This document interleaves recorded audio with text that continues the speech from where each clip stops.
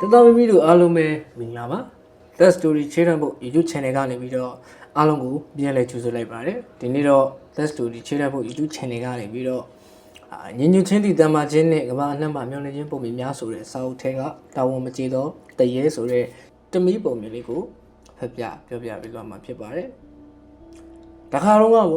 ဝေကြီးချမ်းသာသောဝဲလာယူရန်ဆိုတဲ့လေသမားတယောက်ရှိတယ်သူရဲ့ကစီးနေမှုကြောင့်ဆုံးရှုံးမှုတွေဖြစ်လာပြီးချမ်းသာရာကနေတဖြည်းဖြည်းဆေးရလာတော့သူဟာအကျင့်ကိုမပြင်းစင်ပါဘူးတရက်တော့သူဟာတပ်ပတိရသေးကြီးတစ်ပါးနဲ့ဆုံတယ်ကျွန်တော်မျိုးမှာလေတွေအများကြီးရှိပါတယ်ဒါပေမဲ့ကြီးစုဆောင်းလျှောက်ပေးဖို့အလုပ်သမားမှန်းကားထားပါဘူးငွေကြေးမပေးခြင်းလို့ပါ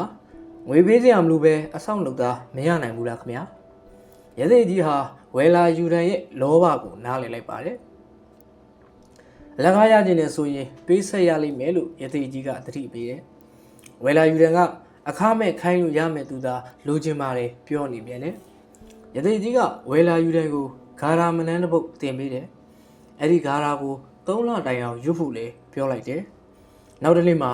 ဝဲလာယူရန်ဟာသူ့ရဲ့လယ်မြေတွေကိုသွားပြီးရသေးကြီးတင်ပေးတဲ့ဂါရာကိုရွတ်တော့တာပဲ3လကြာတဲ့အခါသူ့ရှိမှာတရေကြီးတစ်ကောင်ပေါ်လာတော့တာပဲ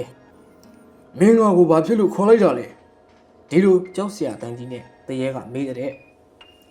ငါလည်းတွေကိုထုံပြီးအထဲမှာရေမြောင်းကလေးတွေဖောက်ဖို့လူပါတယ်ဟုတ်ပြီငါမင်းတို့လှုပ်ပေးမယ်ဒါပေမဲ့တခုတော့ရှိတယ်နော်မင်းကလည်းအဆက်အသွယ်မပြတ်ရဘူးငါကိုမခိုင်းတော့လို့ကမင်းကိုစပြစ်မယ်ကွာဝေလာယူတန်ကသဘောတူပါတယ်ဘာဖြစ်လို့လဲဆိုတော့လဲထွန်ရမယ်မြောင်းတွေဖောက်ရမယ်ဆိုတဲ့အလုပ်ဟာလရီအများကြီးကြားတဲ့အလုပ်မဟုတ်လားဒီလိုနဲ့ခိုင်းစရာရှိတာတွေခိုင်းခဲ့ပြီးအိမ်ပြန်လာခဲ့ပါတယ်အိမ်တကားဘမှာစောစောတုန်းကတွေ့ခဲ့တဲ့တရေကြီးကိုပြန်တွေ့ရတယ်မင်းကိုခိုင်းလိုက်တဲ့အလုံးမသမီးအကုန်ပြီးသွားပြီကဲငါဘာဆက်လို့ရမလဲပြောမဟုတ်ရင်တော့မင်းကိုစားလိုက်တော့မယ်ဟိုလေမြင်လာကြည့်လားတွားကြည့်လိုက်ဦးမယ်နော်တကယ်ပဲလေတွေထုံပြီးသွားလို့မြောင်းတွေတောင်ဖောက်ထားပြီးပါပြီဝေလာယူတန်ကဒီလိုမစင်းစားထားမိဘူးလေတင်ထားတဲ့မျိုးစေ့တွေကိုတေချာကျဲထားပြီးပါရေလောင်းပြီးပါဘိုးဘက်ရွာကငားလေတွေကိုပါထုံပြီးတော့အေးစစ်လုံတော့ကောင်းပြီဝေလာယူတန်ကအိမ်ကိုအပြေးပြန်လာခဲ့တယ်အိမ်ကဇနီးမယားကိုတွေ့တဲ့အခါဖြစ်သမျှအကြောင်းအကုန်ပြောပြလိုက်တယ်ခုတော့အရာအားလုံးကိုသူ့နောင်တရနေခဲ့ပြီလေဇနီးမယားကသူ့ကိုနှိမ့်သိမ့်ပြီးတယ်ပြီးတော့ဝေလာယူတန်ရဲ့နေရွက်နားကိုတိုးပြီးတစုံတစ်ခုတိုးပြောလိုက်တယ်လက်ရှိချိန်မှာဝေလာယူတန်ကတရေကြီးကိုသူ့ရဲ့လေယာတွေအကုန်လုံးမှာထွန်ခိုင်းပြီးမျိုးစေ့တွေကျဲရေတွေလောင်းလှုပ်ခိုင်းထားတယ်လေနောက်တနေ့မနက်မှာတော့တရေကြီးကအလိုအားလုံးပြီးလို့ဝေလာယူတန်စီလာပြန်ပြီလုံးစရာကိုရင်တော့သူကစားတော့မယ်တဲ့အကြီးကိုရောက်တဲ့အခါဝေလာယူတန်ရဲ့ဇနီးကကြိုးစုံနေတယ်တရေကြီးကိုပြောလိုက်တယ်ဝေလာယူတန်ကတခုခိုင်းထားတယ်တဲ့ဒါကတော့ဇနီးရဲ့သပင်မွေးတမွေးကိုဖြောင်းအောင်လုပ်ပေးပါလေဝေလာယူတန်ရဲ့ဇနီးမယားကသပင်မွေးတပင်ထုတ်ပေးတယ်အဲ့ဒီသပင်မွေးကလေကောက်လိုက်ကြမှာလိမ့်နေတာပဲ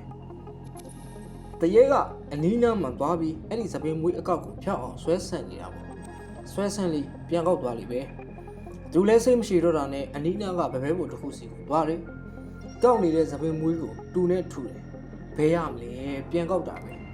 သူကဗပဲပုံကြီးတယ်ထည့်ကြည့်လိုက်တယ်သပင်ကမီးလောင်ပြီးရှဲကနေပျောက်သွားတော့တာပဲတရေကြီးဟာသူ့ကိုပေးတဲ့တာဝန်ကိုအောင်မြင်အောင်မထမ်းဆောင်နိုင်တော့ဘူးဒီလိုနဲ့သူဟာအဲ့ဒီမိသားစုစီကိုပြန်သွားလို့မရတော့ဘူးပေးတဲ့တာဝန်မှမကြည့်ပဲကူတရေကြီးဟာတုတ်ထဲကိုပဲဝင်ပြီးပျောက်ကွယ်သွားတော့တယ်ဝေလာယူရန်ရဲ့လောဘကအသက်သေးဆုံးဇေရောမလို့လေဇနီးမယားရဲ့ဉာဏ်ရည်ကြောင့်သူအသက်ချမ်းသာရာရသွားခဲ့တယ်ဉာဏ်ပညာကအကြီးကျယ်ဆုံးပိုင်ဆိုင်မှုမဟုတ်ပါလား